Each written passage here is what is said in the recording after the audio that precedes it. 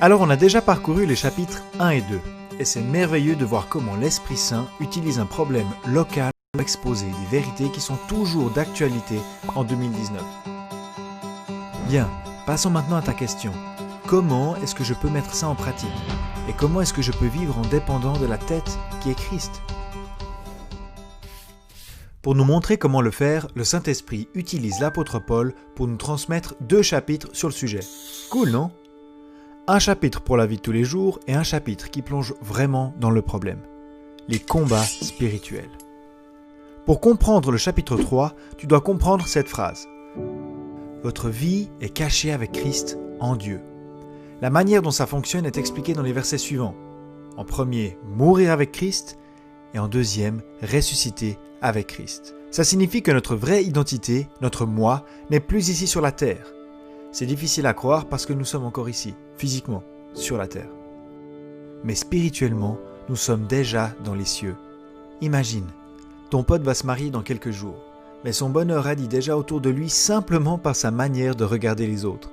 Tu te dis, lui, il est déjà en lune de miel dans sa tête. Maintenant, et je le dis en toute révélation, en esprit, nous devrions aussi être déjà en lune de miel, avec notre époux, dans les cieux, là où tu habites vraiment. C'est ce que dit le verset « Recherchez les choses d'en haut ». Si en esprit tu es déjà dans le ciel, alors l'âme et le corps vivront également de manière céleste. Et pas seulement extérieurement, mais avec plein d'énergie.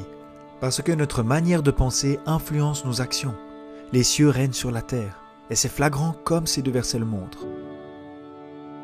Les versets suivants continuent. D'abord, ce qu'il se passe spirituellement et ensuite comment nous devrions les appliquer pratiquement. Nous sommes morts spirituellement et donc nous devrions faire mourir nos membres pratiquement. Nous sommes ressuscités dans les cieux, donc nous devrions penser aux choses qui sont en haut. Spirituellement, nous sommes dépouillés du vieil homme et donc pratiquement, nous devrions fuir les mauvaises actions.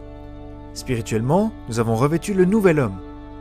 Nous devrions donc pratiquement le revêtir également et montrer toutes ses qualités. Magnifique, non? Deviens pratiquement ce que tu es déjà spirituellement. Les vérités célestes déterminent les comportements terrestres.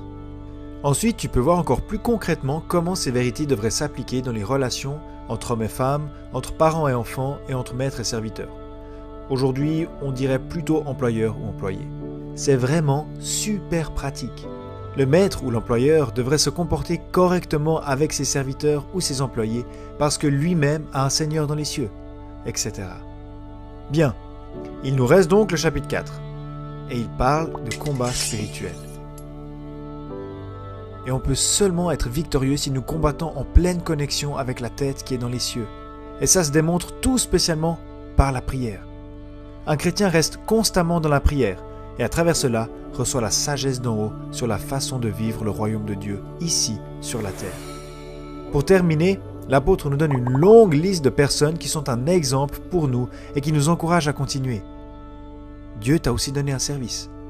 La question est, dépends-tu du Christ glorifié? Où t'es-tu laissé aller?